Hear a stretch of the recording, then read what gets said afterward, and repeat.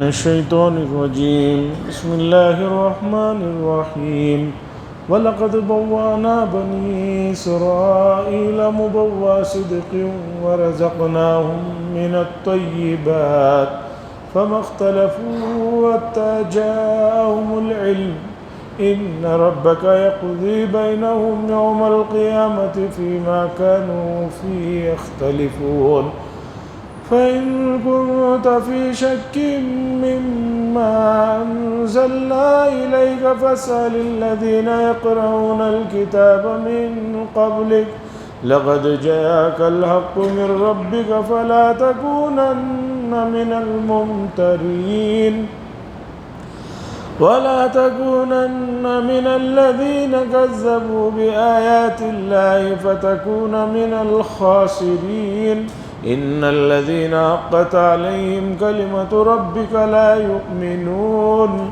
ولو جاءتهم كل آية حتى يروا العذاب الأليم فلولا كانت قرية آمنت فنفعها إيمانها إلا قوم يونس لما آمنوا كشفنا عنهم عذاب الخزي في الحياة الدنيا ومتعناهم إلى حين ولو شاء ربك لآمن من في الأرض كلهم جميعا أفأنت تكره الناس حتى يكونوا مؤمنين وما كان لنفس أن تؤمن إلا بإذن الله ويجعل الرجس على الذين لا يعقلون۔ حضرات سورہ یونس کی یہ آیتیں ہیں اور سورہ یونس مکی صورت ہے اور مکۃ المکرمہ میں سب سے بڑا مسئلہ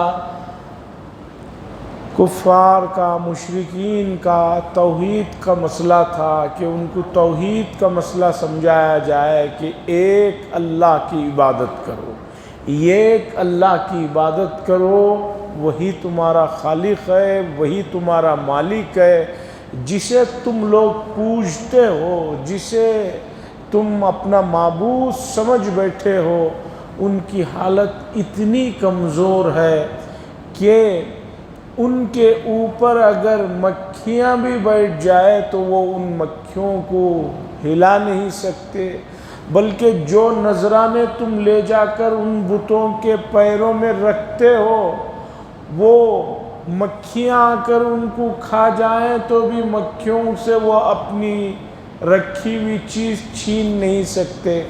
تو ایسے لوگوں کو پوجنے کا کیا مطلب ہے؟ اور قرآن نے کہا دنیا میں سب سے کمزور جو گھر ہوتا ہے وہ مکڑی کا جالا ہوتا ہے۔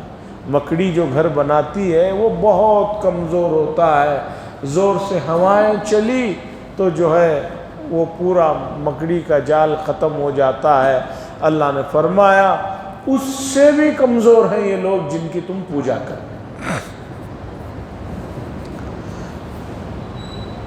ان آیات میں اللہ تعالیٰ نے بنی اسرائیل کے واقعے کو اس سے پہلے بتایا کہ بنی اسرائیل کے اوپر جو مظالم ہوئے اللہ نے انہیں ان مظالم سے نجات عطا فرمائی اور فرعون کو غرق فرمایا اور فرعون کے بدن کو رہتی دنیا تک کے لیے جو ہے عبرت کا نشانہ بنا کر چھوڑ دیا، ابھی بھی رکھا ہوا ہے، جیسے کہ یہ بات پچھلے ہفتے آئی۔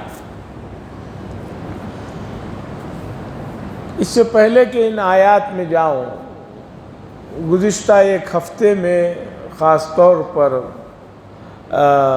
دلی میں جمعیت علماء ہند کے ایک پروگرام میں ایک بات کہی مولانا ارشد مدنی صاحب دامہ اقبالہ نے، اس کے بعد کافی حد تک پورے میڈیا میں چرچے رہے، ہنگامے رہے اور بہت سارے لوگ اس چیز کو نہیں سمجھ پائے، بہت سے اپنے لوگ بھی نہیں سمجھ پائے۔ بات کیا تھی یہ آپ کو بھی سمجھنا ہے، نہیں سمجھیں گے احساس کمتری میں آ جائیں گے۔ بات یہ ہے، یہ بات بار بار کہی جا رہی ہے کہ مسلمان جو ہے وہ گھر واپسی کریں، گھر واپسی کریں۔ کیا مطلب بھئی گھر واپسی کا؟ کہ آپ لوگ جو مسلمان ہیں، ایمان والے ہیں، یہ اصل مذہب نہیں ہے، آپ لوگ پھر جو ہے ہمارے مذہب میں آ جائیں۔ ارشد مدنی صاحب نے کہا کہ بھئی ہم کیوں گھر واپسی کریں؟ ہم تو صحیح گھر پہ ہیں اور صحیح جگہ پہ ہیں۔ کیوں؟ اس لیے کہ تاریخی روایتوں کے اعتبار سے علامہ دمیری کا ایک مستقل رسالہ ہے، ابن کثیر رحمہ اللہ وغیرہ نے بھی یہ بات لکھی کہ حضرت آدم علیہ السلام کو دنیا میں جنت سے جو اتارا گیا وہ اسی ملک میں ان کو اتارا گیا۔ سرندیپ جو موجودہ سری لنکا جو الگ ملک ہے، یہ تو پہلے ہندوستان ہی کا حصہ تھا۔ ابھی بھی تمل ناڈو کے بالکل آخر میں رامیشورم نام کا ایک گاؤں ہے، اس کے تھوڑا آگے جائیں گے تو وہاں حابیل اور قابیل دونوں کی قبریں ہیں۔ یہ بتایا جاتا ہے کہ حضرت آدم علیہ السلام کے دو بیٹے، جس میں سے ایک بیٹے نے دوسرے بیٹے کو قتل کر دیا تھا، قابیل نے حابیل کو قتل کر دیا تھا، پھر لاش کو کاندھے پہ رکھ کر گھومتا رہا۔ قرآن نے جس کا تذکرہ کیا، پھر اللہ نے ایک کوے کو بھیجا جس نے اس آدمی کو سمجھایا کہ بھئی کوئی مر جائے تو اسے کیا کرنا چاہیے۔ ایک کوا اپنے مرے ہوئے کوے کو زمین کھود کے اس کے اندر جو ہے ڈال کر اوپر سے مٹی ڈالا، تو قابیل نے بھی حابیل کو، اپنے بھائی کو مٹی کھود کر تدفین کیا، اور اس کے بعد اس نے کہا یا ویلتا عاجزت ان اکون مثل ھذا الغراب، اے افسوس اس کوے سے بھی گزرا ہو گیا کہ مجھے سمجھ میں نہیں آیا۔ تو بہرحال تمل ناڈو کا ایک کونے کا حصہ ہے رامیشورم، وہاں اس سے تھوڑا آگے جائیں گے تو حابیل اور قابیل کی قبریں ہیں ابھی بھی، اور وہیں سے تھوڑا کھڑے ہو کر دیکھیں گے تو سری لنکا بھی نظر آتا ہے، اور وہاں پر بھی ایک جگہ ہے جہاں پر ایک پیر کے بڑے نشان ہیں، اور یہ بتایا جاتا ہے کہ یہ آدم علیہ السلام کے پاؤں کا نشان ہے۔ بڑا ہے، ہو سکتا ہے، اس لیے کہ بخاری شریف کی حدیث میں ہے کہ حضرت آدم علیہ السلام کی پیدائش جو ہوئی ان کی لمبائی 60 ذراعً، 60 ہاتھ لمبے تھے۔ یہ بخاری کی روایت ہے، ہوائی باتیں نہیں۔ اب یہ نہیں پتا کہ ہمارے ہاتھوں کے 60 ہاتھ تھے یا وہ لمبے تھے تو ان کے ہاتھ کے حساب سے 60 ہاتھ تھے۔ اگر اسے بھی مان لیا جائے 60 ہاتھ، یہ جو ہوتا ہے ذراع، یہاں سے لے کر یہاں تک ذراع کہا جاتا ہے، اتنے 60 ہاتھ لمبے تھے، تو آدم علیہ السلام کے پیر کا نشان ہے وہاں ارشد مدنی صاحب نے کہا کہ تاریخ بتاتی ہے کہ آدم علیہ السلام یہاں اترے، اس ملک میں اترے، اور آدم علیہ السلام پہلے انسان ہیں، یہ تو سبھی مانتے ہیں۔ اس میں تو کوئی فزکس کا مسئلہ نہیں ہے کہ جو سمجھ میں نہ آئے سب کو۔ ہمارا عقیدہ ہے اور تمام آسمانی کتابوں کا عقیدہ ہے۔ نام میں تھوڑا بہت فرق ہو سکتا ہے، اس لیے کہ بعض ناموں کو بعض لوگ ترجمہ کر دینے کی وجہ سے فرق پڑ جاتا ہے۔ اب جیسے ایجپٹ کی راجدھانی ہے، اس کا اصل نام ہے قاہرہ، القاہرہ، لیکن انگلش والے جب بھی اسے بولتے ہیں تو کیرو بولتے ہیں۔ کیرو بولو، القاہرہ بولو، ایک ہی شہر مراد ہے، جرمنی ہے۔ جرمنی کو ہم لوگ جرمنی کہتے ہیں، دوسرے لوگ بھی جرمنی کہتے ہیں، لیکن جتنے عرب ملک والے ہیں جرمنی کے لیے وہ لفظ استعمال کرتے ہیں المانیہ۔ جرمنی کے لیے کیا بولتے ہیں وہ لوگ؟ المانیہ۔ اب المانیہ بولو، جرمنی بولو، ہے تو ایک ہی شہر۔ تو آدم علیہ السلام، اسی طرح بعض پیغمبروں کے نام جو بعض زبانوں میں بدل گئے ہیں وہ اپنی جگہ بات ہے، وہ کوئی مسئلہ نہیں۔ تو پہلے انسان ہم یہ مانتے ہیں کہ حضرت آدم علیہ السلام ہیں، اور ہم یہ بھی مانتے ہیں کہ انسان کو انسانی شکل ہی میں پیدا کیا گیا تھا۔ وہ جو 300 سال پہلے ایک آدمی گزرا جس نے کہا کہ انسان بندروں کی ترقی یافتہ شکل ہے، ہم اسے نہیں مانتے، بلکہ خود ان کے لوگ بھی اس بات کو نہیں مانتے۔ انسان جو ہے وہ تصویروں میں آپ نے دیکھا ہوگا کہ پہلے بندر تھا، پھر تھوڑا کھڑا ہوا، پھر دم کم ہوتی چلے گئی، وہ انسان بنا گیا۔ اگر انسان بنا ہے بندر، تو یہ باقی جو بندر ہیں پریشان کر رہے ہیں پورے ملک میں، ان کا کیا ہوگا؟ وہ کیوں نہیں انسان بنے؟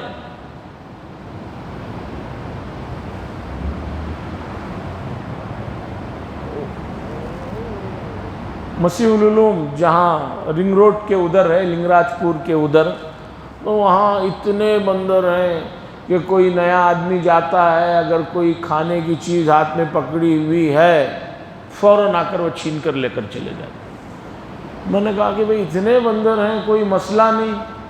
تو وہاں لوگوں نے بتایا بھی ہم لوگ یہاں رہتے ہیں، ہمارے کا کوئی ان سے کوئی مسئلہ نہیں ہے، ہم وہ سب ٹھیک ٹھاک ہے، ہمیں ان سے کوئی ٹینشن نہیں ہے، ان کو ہمیں نہیں۔ ہم نے پولیس میں کمپلینٹ کی تو پولیس والوں نے کہا کہ بھئی وہ ایگریکلچر والوں کے پاس فارسٹ ڈپارٹمنٹ میں جا کر شکایت کرو، ہم اس کا کچھ نہیں کر سکتے، بندر بہت ستا رہے۔ انہوں نے کہا یہ ہمارا ڈپارٹمنٹ نہیں ہے، آپ جائیے فارسٹ ڈپارٹمنٹ والوں سے شکایت کیجیے۔ خیر، حضرت آدم علیہ السلام پہلے انسان ہیں اور انسانی شکل میں بنائے گئے، اور ہمارا عقیدہ ہے، قرآن نے کہا خلقت بیدی، ہم نے اپنے ہاتھ سے بنایا حضرت آدم علیہ السلام کو۔ تو حضرت ارشد مدنی صاحب نے کہا کہ بھئی جب آدم علیہ السلام پہلے انسان ہیں، وہ اس ملک میں اتارے گئے، تو ہمیں بتاؤ کہ حضرت آدم علیہ السلام کا مذہب کیا تھا؟ ہمیں قرآن نے بتایا، اور اس سے پہلے جو آسمانی کتابیں ہیں ان تمام کتابوں نے بتایا کہ جتنے بھی انبیاء علیہ السلام تھے وہ صرف ایک اللہ کو مانتے تھے۔ شرک تو نوح علیہ السلام کے بعد کی پیداوار ہے۔ حضرت آدم علیہ السلام کے زمانے میں شرک نام کی کوئی چیز نہیں تھی۔ ہاں دوسرے کمی کوتاہیاں تھی، جیسے بھائی نے بھائی کو قتل کر دیا، لیکن شرک نام کی چیز نہیں تھی۔ شرک جو ہے حضرت نوح علیہ السلام کے زمانے کی پیداوار ہے اور اس کے بعد کی پیداوار ہے۔ تو حضرت آدم علیہ السلام پہلے انسان ہیں، وہ یہاں اتارے گئے، وہ ہم سب کے باپ ہیں، ان کا مذہب اسلام تھا۔ تو اگر ہم بھی اسلام کو مان رہے ہیں تو اس میں کیا پریشانی ہے؟ ہم نے کہاں دوسرے مذہب کو اپنا لیا؟ اصل میں ہم لوگوں کی بھی معلومات کی کمی کا نتیجہ ہے۔ ہم لوگ یہ سمجھتے ہیں کہ اسلام کا تعلق رسول اللہ صلی اللہ علیہ وسلم سے 1500 سال سے، اس سے پہلے جو لوگ تھے وہ مسلمان نہیں تھے۔ یہ ہے بنیادی غلطی۔ ہوا سماکم المسلمین، اللہ نے فرمایا ابراہیم علیہ السلام کو کہ انہوں نے مسلم کا لفظ استعمال کیا۔ اس سے پہلے کے بھی وہ انبیاء کے واقعات ہیں، قرآن مجید کو پڑھتے چلے جائیے، تمام انبیاء کے بارے میں اللہ نے یہ بات بتائی کہ وہ ایک اللہ کو ماننے والے تھے، اور مسلم کے معنی فرما برداری، کامل فرما برداری، اپنے آپ کو جھکا دینا۔ تو انہوں نے اللہ کے سامنے اپنے آپ کو جھکا دیا تھا۔ تو اسلام کا تعلق رسول اللہ صلی اللہ علیہ وسلم سے نہیں ہے۔ حضرت آدم علیہ السلام بھی مسلمان تھے، تمام انبیاء بھی مسلمان تھے۔ پھر رسول اللہ صلی اللہ علیہ وسلم کے بارے میں کیا بات ہے؟ رسول اللہ صلی اللہ علیہ وسلم کے بارے میں سمجھیے کہ رسول اللہ صلی اللہ علیہ وسلم نے جو حضرت آدم علیہ السلام اور اس کے بعد انبیاء سے اسلام چلا ہوا آ رہا تھا، اس کا آخری اور لاسٹ ورژن ہے۔ فون میں ہوتا ہے نا، اپڈیٹ کرتے ہیں کہ بھئی بالکل لاسٹ ورژن آیا ہے، اس میں تمام چیزیں آ گئی۔ تو رسول اللہ صلی اللہ علیہ وسلم جو ہے کوئی نیا مذہب نہیں لائے تھے، وہی اسلام ہے، لیکن ہر زمانے کے ساتھ کچھ نہ کچھ حالات میں تبدیلیاں آ رہے تھے، تو ان تبدیلیوں کا لاسٹ ورژن ہے۔ اب اس کے بعد اسلام میں کسی بھی چیز کی تبدیلی کی ضرورت نہیں رہ جاتی۔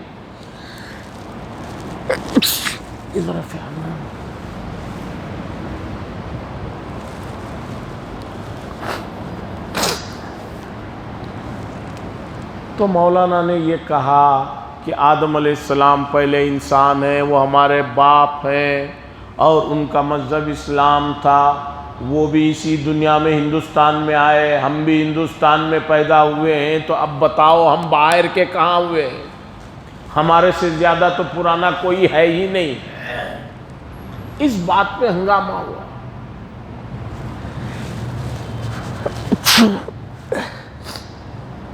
ایک مذہب کے پیروکار نے کہا کہ سب سے قدیم مذہب وہ ہے۔ ہمارا سوال یہ ہے بہت ہی ادب کے ساتھ، ہمارے ہاں تو یہ بات طے ہے کہ ایک اللہ ہے اور سب وہی دیکھ رہے ہیں۔ دوسرے مذاہب میں ابھی تک یہی بات طے نہیں ہے کہ کتنے دیوی دیوتائے ہیں۔ 33 لاکھ تک کا تو ہمارے پاس ان کی کتابوں سے بات ملتی ہے۔ 33 لاکھ! ایک آدمی صبح سے شام تک بیٹھ کر ان کے نام بھی بولنا چاہے تو 33 لاکھ گن نہیں سکتا۔ اب پھر اس کا وہ کام، اس کا یہ کام، اس کا یہ کام، اس کا یہ کام۔ ہم کہتے ہیں بھی ایک اللہ نے حضرت آدم علیہ السلام بنایا، ان سے نسل چلی، وہ مسلمان تھے تو ہم بھی مسلمان ہیں، وہ اس ملک میں آئے تو ہم آبا و اجداد کی زمین میں ہیں، تو اس میں ہم باہر سے کہاں آ گئے؟ اتنی بات کہی، اس پر کافی لوگ جو ہے غصے میں آ گئے اور کافی بحث و مباحثے کہ کیجئے، کوئی بھی بات کرنی ہے دلیل سے کیجئے۔ ہمارے پاس مذہبی کتاب ہے، یہ لیجئے مذہبی کتاب ہے، اور جن کے پاس مذہبی کتاب ہے اور وہ ثابت ہو کہ مذہبی کتاب اس میں کوئی تبدیلی نہیں ہوئی ہے تو اس سے لائیے بات کیجئے۔ تو بہرحال یہ بات درمیان میں آ گئی، ہمیں دین کا اور اسلام کا پورا بیک گراؤنڈ معلوم ہونا چاہیے، اس لیے کہ کب کون آدمی کس طرح آپ سے بحث کر دے اور آپ شک میں پڑ جائے۔ ارتداد کا فتنہ بہت تیزی سے چل رہا ہے۔ مجھے معاف کریں، پھر میں موضوع سے ہٹ رہا ہوں، ہم لوگوں کی سستی کا عالم میں بتا رہا ہوں۔ آج 19 تاریخ ہے، 17 تاریخ کا ایک سفر نامہ سنا رہا ہوں 2 دن پہلے کا۔ افریقہ میں ایک ملک ہے کینیا، جس کا صدر مقام ہے، کیپٹل ہے نیروبی۔ ہمارے ایک کرم فرما نیروبی سے 350 کلومیٹر دور ایک بستی کا پورا جائزہ لینے کے بعد جو سفر نامہ لکھا ہے، 2 دن پہلے کا سفر نامہ ہے، 2 دن پہلے وہ جا کر وہاں سے جو لکھے ہیں وہ سناتا ہوں، آپ اندازہ لگائیے کہ امت کس قدر غفلت میں سو رہی۔ انہوں نے لکھا ہے کہ افریقہ کا اتنا مالدار زرخیز علاقے کا 350 کلومیٹر دور نیروبی سے، کیپٹل سے، ایک بستی جہاں میں گیا، عالم یہ ہے کہ ایک گھڑے پانی کے لیے لوگ 5-5، 7-7 کلومیٹر چل رہے ہیں۔ ایک آدمی کے گھر کا کل سامان 1 یا 2 برتن ہے۔ غریبی کا کوئی انتہا نہیں ہے، ایسا عالم ہے۔ جو روٹی ہم لوگ یہاں ایک وقت میں 2 یا 4 جو روٹیاں کھا لے رہے ہیں، وہ 4 روٹیاں ان لوگوں کا سمجھیے کہ 3-4 دن کی غذا بھی نہیں بنتی۔ بہت لمبا دردناک انہوں نے جو حالت دیکھی ہے، گاؤں کا نام لکھا ہے، اس کا تلفظ نہیں کر پا رہا ہوں میں، 2 دن پہلے کا ہے۔ اس کے بعد انہوں نے اس کے بعد جو حیرت کی بات لکھی ہے وہ سنانا چاہتا ہوں۔ وہ پوری کی پوری بستی مسلم بستی ہے، پورے مسلمان ہیں۔ آگے لکھتے ہیں کہ اس غریب اور اتنی پسماندہ بستی میں عیسائیت کی پرچار کرنے کے لیے ان کے لوگ وہاں کام کر رہے ہیں۔ اس گرم، ریتیلے اور خطرناک گاؤں میں اس بستی کے اس حالت کے لوگوں کو اسلام سے نکال کر عیسائیت میں لانے کے لیے ان کو کھانے پینے کا، دوسری تیسری چیزوں کا لالچ دے کر مسلسل محنت کر رہے ہیں۔ ذرا دیکھیے کہ ہم کہاں ہیں، کہ ہمارے بھائی کس حال میں ہیں اور وہ کہاں جائیں گے۔ آدمی کاد الفقر ان یکون کفرا، آدمی کو غربت جو ہے کفر تک لے جا کر چھوڑ دیتی ہے، یہ حالت ہے۔ تو بہرحال میں اس لیے بتا رہا ہوں کہ آپ کو اللہ نے جو فرصت دی ہے، سہولتیں دی ہیں، آپ کم از کم اسلام کے بارے میں، ایمان کے بارے میں، سیرت کے بارے میں اتنی معلومات رکھیے کہ آپ کو کوئی آدمی دھوکے میں نہ ڈال سکے، آپ کو متذبذب نہ کر سکے۔ اس لیے کہ سب سے قیمتی چیز تو ایمان ہے، ایمان چلا گیا تو پھر باقی چیزوں کا ہونا نہ ہونا کیا مطلب ہے، کچھ بھی مطلب نہیں ہے، اور اسی پر ڈھاکہ پڑتا ہے۔ ہمارے نوجوان بعض مرتبہ اسے سوال کرتے ہیں دوسروں سے سن کر آ کر، جس سے اندازہ ہوتا ہے کہ ان کو خود بیسک معلومات اسلام کے بارے میں نہیں ہے۔ اس لیے میں نے یہ تھوڑا بہت اس بیان کا اور یہ چیزوں کو سنایا، یہ بھی تفسیر ہی سے جڑی ہوئی بات ہے، کوئی خارجی بات نہیں ہے، اس لیے کہ قرآن کا مقصد ہے کہ آدمی فرمانبردار بن جائے، اور فرمانبردار بننے کے لیے یہ سب چیزوں کا علم ہونا اسے ضروری ہے۔ اللہ فرماتے ہیں بنی اسرائیل کو فرعون سے نجات ملنے کے بعد ان کی اصل بستی بنی اسرائیل کی ملک شام تھی، سیریا تھی۔ موجودہ جو ملک شام ہے یہ پرانے ملک شام کا ایک حصہ ہے۔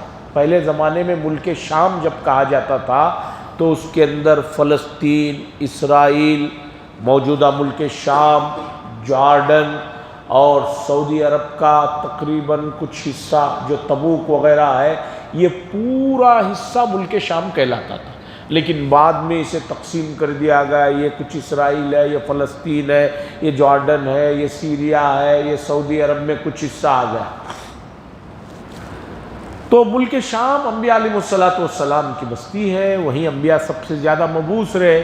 تو اللہ نے بنی اسرائیل کو لے جا کر ان کے آبائی وطن میں بسایا۔ اسے اللہ فرما رہے وَلَقَدْ بَوَّأْنَا بَنِي اسرائیل، اور تحقیق کہ ہم نے بسایا بنی اسرائیل کو، ٹھکانہ دیا، مبوّا صدق، بہترین ٹھکانہ، اچھی جگہ بسایا، یعنی ملک شام وہ جو پورا حصہ سرسبز و شاداب حصہ، بڑی اچھی آب و ہوائیں، بڑا اچھا پانی کا نظم، اور دوسرا کھیتی زیتون کی اور دوسری تمام چیزوں کی کھیتیاں اعلیٰ مقدار میں پائی جاتی ہیں۔ اللہ فرماتے ہیں اور ہم نے بسایا، ٹھکانہ دلایا بنی اسرائیل کو، اچھی جگہ بسایا، اور ہم نے ان کو پاکیزہ غذاؤں کو بہت عطا کیا، وَرَزَقْنَاهُم مِّنَ الطَّيِّبَاتِ، اور پاکیزہ روزی ان کو دی۔ اب کیا کیا انہوں نے؟ فَمَا اخْتَلَفُوا، انہوں نے اختلاف نہیں کیا یہاں تک کہ ان کے پاس علم آ گئے۔ بنی اسرائیل سیدھے راستے پر چل رہے تھے، بعد میں جب پتہ چلا کہ رسول اللہ صلی اللہ علیہ وسلم جو ہے بنو اسماعیل میں سے ہیں تو انہوں نے اختلاف شروع کر دیا، اب دین کو بہت سارے خانوں میں بٹک دیا۔ اللہ فرماتے ہیں ان ربک یقضی بینہم یوم القیامہ، بے شک آپ کا رب جو ہے فیصلہ فرمائے گا ان کے درمیان میں قیامت کے دن اس چیز میں جس میں یہ لوگ اختلاف کر رہے ہیں۔ فَإِن كُنتَ فِي شَكٍّ، یہ آیت بہت توجہ سے سنیے، اس میں خطاب بظاہر لگ رہا ہے کہ اللہ تعالیٰ رسول اللہ صلی اللہ علیہ وسلم سے خطاب فرما رہے، لیکن یہ خطاب، یہ بات ہم لوگوں سے کیا فرماتے ہیں اللہ؟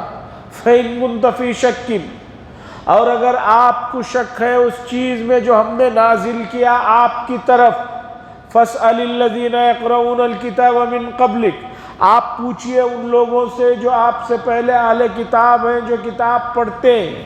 لَقَدْ جَاءَكَ الْحَقُّ مِن رَبِّكَ، تحقیق کے حق بات تمہارے رب کی طرف سے آ چکی ہے، پس آپ شک کرنے والوں میں سے نہ بن جائیں۔ رسول اللہ صلی اللہ علیہ وسلم کو کیا شک ہو سکتا ہے؟ قرآن آپ پر نازل ہو رہا ہے، جبریل آپ کے پاس آ رہے ہیں، نبی کو اللہ کی کسی چیز میں کیا شک ہو سکتا ہے؟ دراصل اللہ بعض جگہ تنبیہ کرنا چاہتے ہیں، اے لوگو جو چیز ہم نے تمہیں بغیر محنت کے عطا کی ہے، اسلام کی جو دولت عطا کی ہے، اگر تمہیں اس میں کوئی شک ہو رہا ہے تو تحقیق کر لو، اس لیے کہ یہ حق چیز ہے، اور اگر اس کے بعد بھی تم نے شک کیا تو تم تباہ و برباد ہو جاؤ۔ تو پتہ چلا اسلام یہ کوئی رسموں کا یا ایسے ہی کچھ چیزوں کا مجموعہ نہیں ہے کہ لوگ کر رہے ہیں ہم بھی کر رہے ہیں، نہیں، یہ رب کی طرف سے آیا ہوا ایک نظام ہے۔ اگر اس میں کسی کو کوئی شک ہے تو اسے چاہیے کہ فوراً اس شک کو دور کر لے، لیکن ہمیں دین کی طرف توجہ ہی نہیں۔ ایک واقعہ سناتا ہوں قریب کے زمانے کا۔ ہمارے جو علماء بڑے گزرے ہیں، قرآن و حدیث کی ایک بات اگر ان کو کبھی کھٹکتی کہ ایسا کیوں ہے، یہاں ایسا کیوں ہے، تو جب تک اسے حل نہیں کر لیتے تھے رات کو انہیں نیند نہیں آتی۔ دارالعلوم دیوبند کے پہلے مفتی عزیز الرحمن صاحب،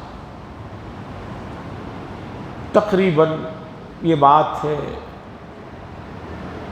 100 سال سے بھی پہلے کی، اس لیے کہ حضرت مولانا گنگوہی کا انتقال ہوا ہے 1912 یا 11 میں، اور ان کے پاس سے سوال کرنے گئے تھے تو سمجھے کہ 110-15 سال پہلے کا واقعہ۔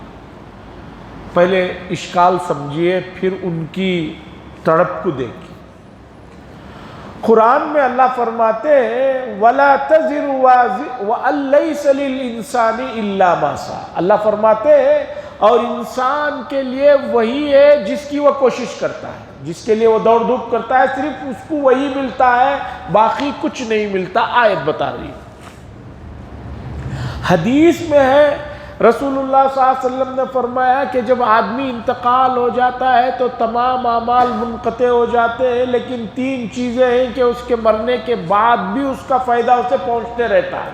وَلَدٌ يَدْعُو لَهُ، کہ نیک بچے کو چھوڑا ہے کہ وہ والد کے لیے دعا کر رہا ہے تو اس کی دعا کا فیض اس بچے کو اس کے مرنے کے بعد بھی پہنچتے رہتا ہے۔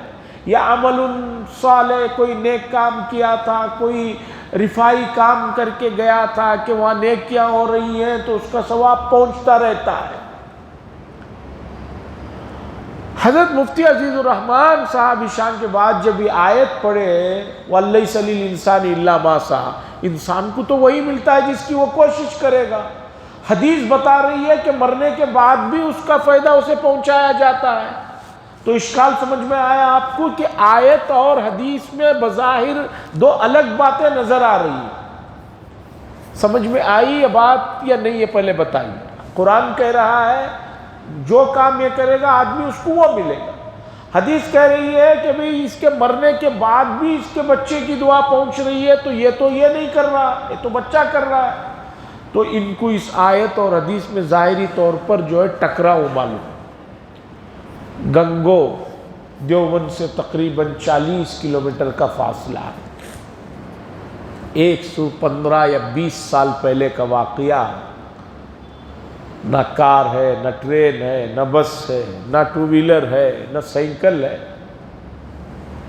اسی وقت اٹھتے ہیں حضرت مفتی عزیز الرحمن صاحب دیوبند کے پہلے مفتی، عشاء کے بعد چلنا شروع کرتے ہیں۔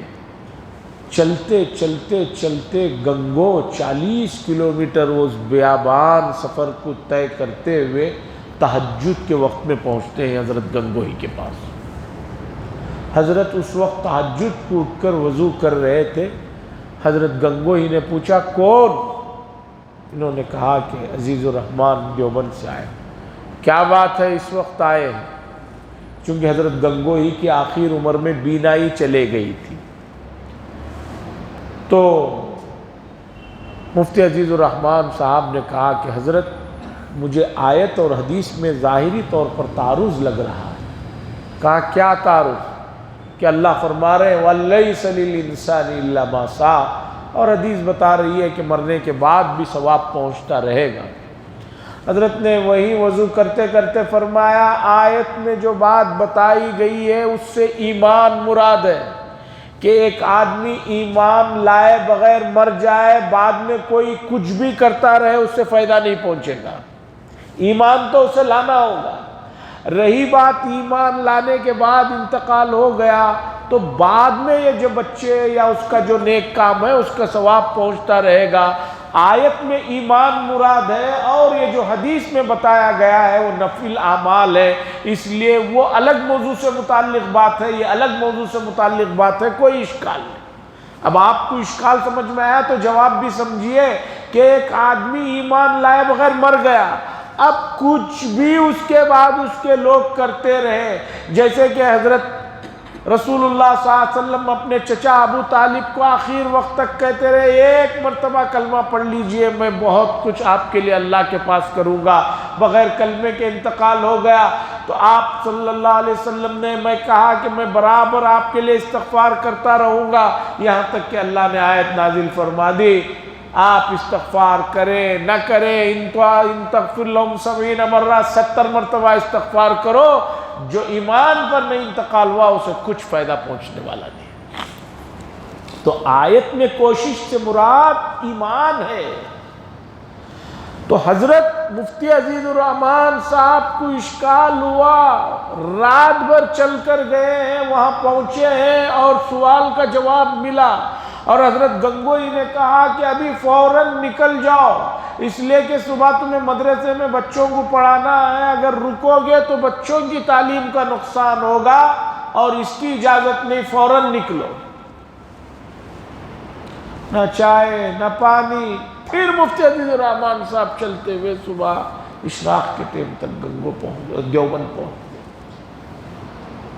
تو اللہ فرماتے ہیں فَإِن كُنْتَ فِي شَكٍّ، اگر آپ شک میں ہیں جو چیز اللہ کی طرف سے نازل ہوئی ہے تحقیق کرو ان لوگوں سے جن کے پاس علم ہے، تحقیق کے حق تمہارا رب کی طرف سے آ چکا ہے، اس لیے اس میں شک میں نہ پڑو۔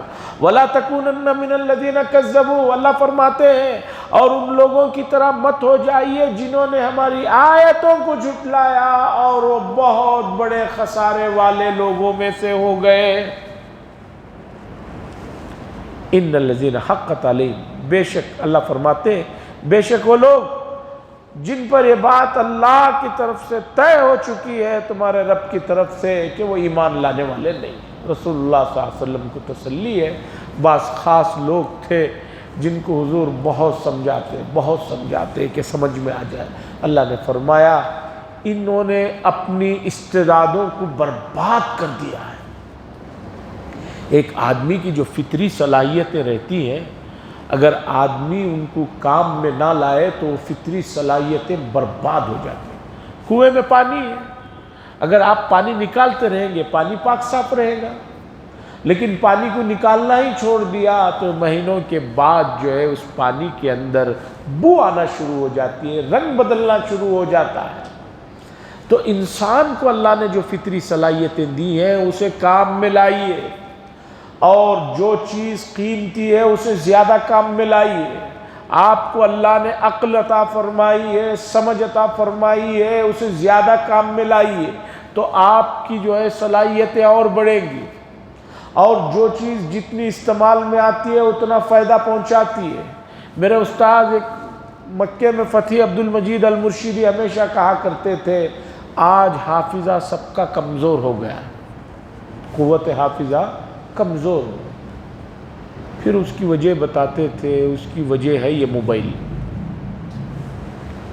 پہلے آدمی میموری کو کام میں لاتا تھا، آدمی بیٹھ کر نمبر یاد کرتے تھے، پہلے لینڈ لائن جب ہوتا تھا نمبر یاد کرتے تھے کہ بھئی 080 بنگلور کا کوڈ ہے، وہاں کا یہ نمبر ہے، یاد کرتے تھے۔ مجھے بھی اس زمانے میں یاد کیے ہوئے 50-100 نمبر یاد تھے۔ اب کوئی چیز آدمی یاد نہیں کر رہا ہے، حتیٰ کہ ایسے کئی لوگ ہیں جن کو خود اپنا نمبر پوچھو تو وہ دکھاتے ہیں بھی اس میں سے دیکھ لو یا نہیں تو کال کر لو۔ کیوں؟ میموری کو کام میں نہیں لا رہے ہیں۔ پہلے بیٹھ کر یاد کرتے تھے، نمبر یاد کرتے تھے، نمبر محفوظ رہتے تھے. اب یاد کرنا چھوڑ دیا تو اب میموری پاور ہمارا کمزور ہو گیا، ہر چیز کو اس میں سیو کرتے ہیں. ایک آدمی روزانہ ورزش کرتا ہے تو انرجی تو ختم ہو رہی ہے لیکن طاقت آ رہی ہے. تو عقل جو سب سے قیمتی چیز ہے، اللہ کہہ رہے ہیں کہ اسے استعمال میں لاؤ. اگر نہیں لاؤ گے تو شک آگے بڑھتا جائے گا اور نوبتی آ جائے گی کہ تم خسارے والوں میں سے ہو جاؤ. وَلَوْ جَاءَتْهُمْ اللہ فرما رہے ہیں اگرچہ ان کے پاس ہر قسم کی نشانی آ جائے، ایمان لانے والے نہیں ہیں، یہاں تک کہ یہ دردناک عذاب کو نہ دیکھ لیں. جیسے کہ فرعون تھا، اتنی سہولتیں دی، کام میں نہیں لایا، جب ڈوبنے لگا تب ایمان لے آیا. اور آپ جانتے ہیں کہ آخر وقت کا ایمان معتبر نہیں ہوتا. خلاصہ یہ ہے، اللہ اس آیت میں جو حکم دے رہے ہیں اسے سمجھیے کہ جو چیز ہم نے تمہیں دی ہے، اسلام کی جو دولت عطا فرمائی ہے، بڑی عظیم ہے. اس میں اگر تمہیں کسی طرح کا شک ہو یا کوئی اس میں تمہیں شک میں ڈالنا چاہے تو تم جو ہے تحقیق کر لو، چونکہ آنے کا مقصد یہ نہیں کہ گھوم پھر کے جانا ہے. بہت سارے لوگ یہ سمجھتے ہیں یہ مذہب بھی صحیح ہے، وہ بھی صحیح ہے، وہ بھی صحیح ہے. کوئی آدمی ایک اللہ کو پکار رہا ہے، کوئی آدمی 10 کو پکار رہا ہے، سب کا ایک ہی رستہ ہے. مجھے بھی میسوری کو جانا ہے، میں ادھر سے جاؤں گا، وہ ادھر سے جا رہا ہے، وہ کار میں جا رہا ہے، وہ 2 ویلر میں جا رہا ہے. اگر سب ایک ہی مسئلہ ایسا رہتا تو پھر 1,24,000 انبیاء علیہ السلام کو بھیجنے کا مطلب کیا تھا؟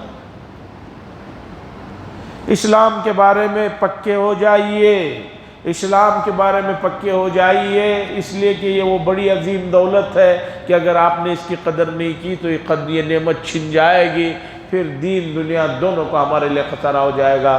وآخر دعوانا الحمدللہ رب العالمین. لک الحمد و لک شکریہ. اللہم صلی علی سیدنا شفیعنا نبینا حبیبنا مولانا محمد بارک وسلم. اللہم انت السلام منک السلام تبارک ذا الجلال والاکرام. صلی اللہ تعالی وسلم علی خیر خلقہ محمد وعلی آلہ وصحبہ اجمعین والحمدللہ.